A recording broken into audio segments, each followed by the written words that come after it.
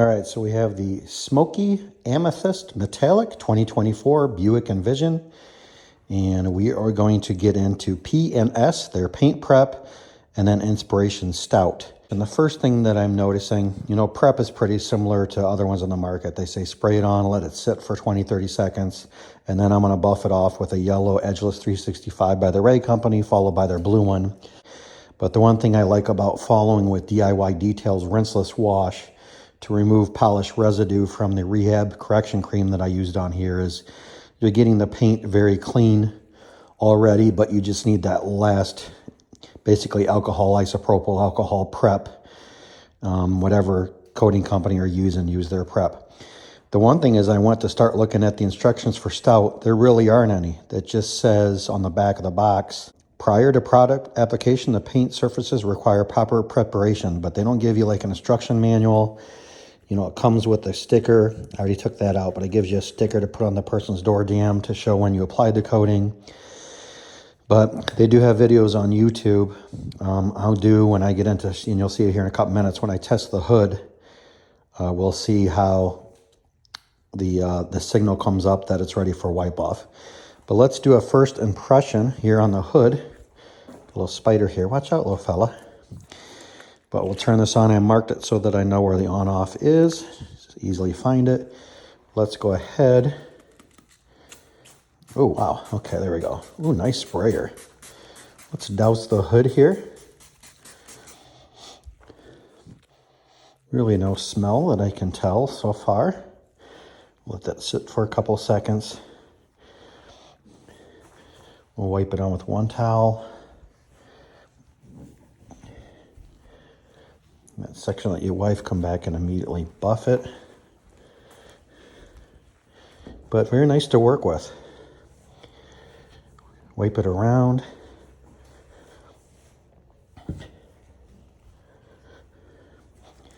Let's see, it doesn't flash off. It's not as aggressive as maybe Geon Prep as far as quickness. This gives you a little bit of working time to spread it. All right, nice product to work with there. I'm gonna go around and finish prepping the vehicle and then we'll come back for Stout. So I am loving working with their paint prep. When the sprayer is pretty cool. When it sprays, it's almost like a foaming action, but the product wipes on and off very easily. So for my coatings, I have been liking using an Edgeless 300 towel. I typically try to buy yellow. That'll be my first wipe, and then my secondary wipe towel will be a brand new Edgeless 365 from the Rag Company. So I just rewatched the application video on YouTube. They said, you know, flood your applicator or get a lot of material in there to start with. It has about a 30 second to a minute dwell time. They said it does have some body, a little bit of an oily consistency putting it on. You know you're putting on a thick coating, but you'll look for some beads to form, and then those beads flatten. It's your time to indicate a wipe off. So let's come right up here. Here's my little ceramic coating cart that I made. That was just a little cart from TJ Maxx, and then I have a little bottle holder there. So we'll open this up. This is the applicator that came with their product. Just looks like an auto fiber pad. Get a lot of material in there to start with. Put the top on. Don't drop it.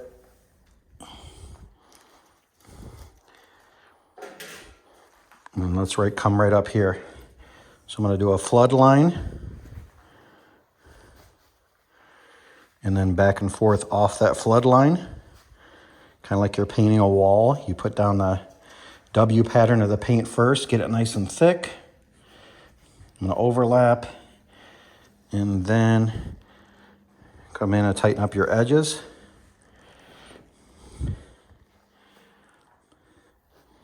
It is 62.7 degrees in here.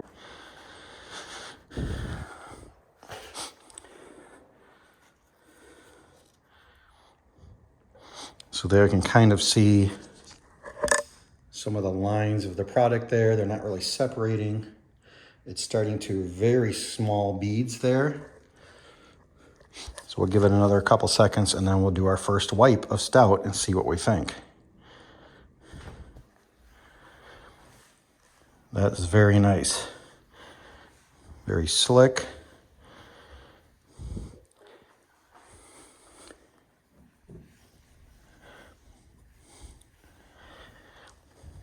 It's different in that the oily consistency stays a little longer than most coatings I've worked with.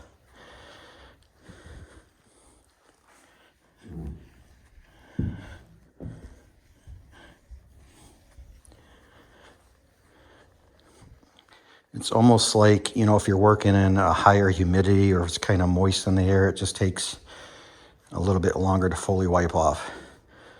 All right, very nice there. That is slick. Let's finish the front of the hood here.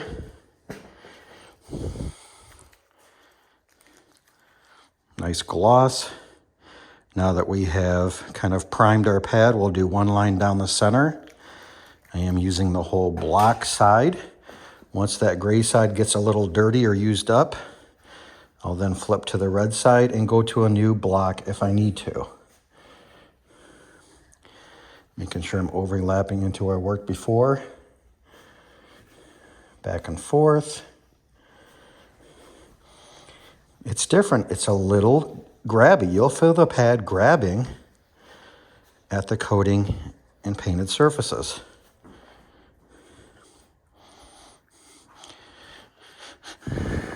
Let's do a larger section here while that is flashing on the... It's nice doing a little bigger area because then you can see where that coating is. You know you're not missing anything. Goes on nice and thick.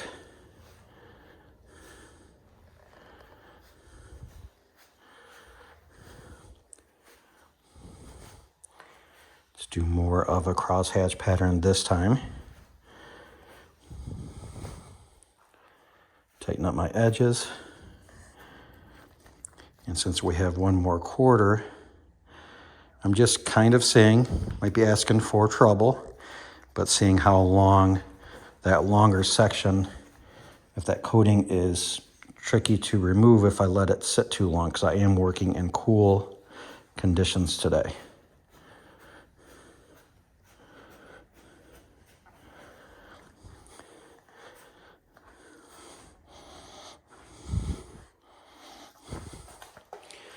We know we're definitely ready up here in the front quadrant. Yeah, it's a little, let me know what you guys think down in the comments, but it's a little oily, like that first solvent.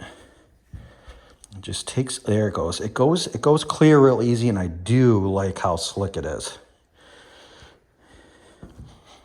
Other pro coatings that I have applied, or higher solids coatings, can be a little more finicky to work with.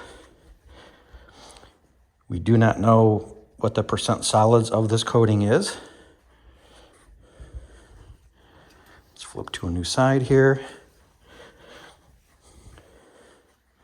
Sorry if the camera's shaking, I'm wearing a neck mount.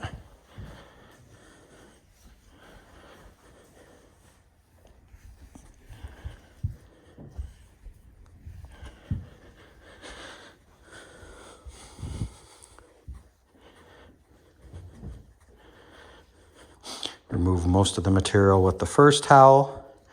I should say, we always say remove. We're not removing, we're leveling it and then wiping off that solvent that kind of acts as the transfer fluid. We always say remove the coating. With the coating's on there, we're not removing it. Wow, that is slick right there.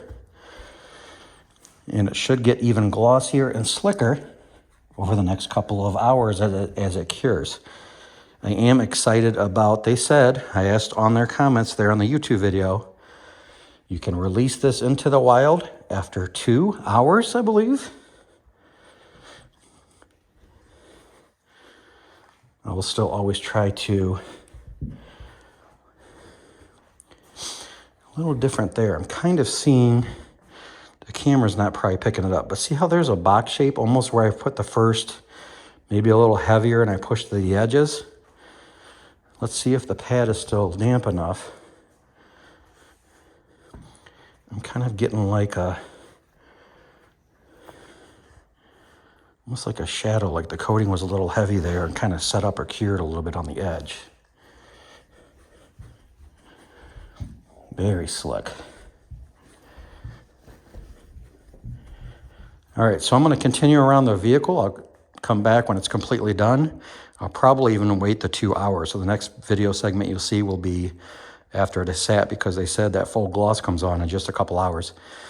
All right, so far I like it, pretty easy to work with. We'll continue on and see how it goes. On the piano black, I don't know if it's the humidity in here or what, but it like immediately cured and is not wanting to wipe off. So I'm going to try to re-wet the applicator with fresh coating and get that to level. I'm not seeing that on the paint. The mirrors were fine.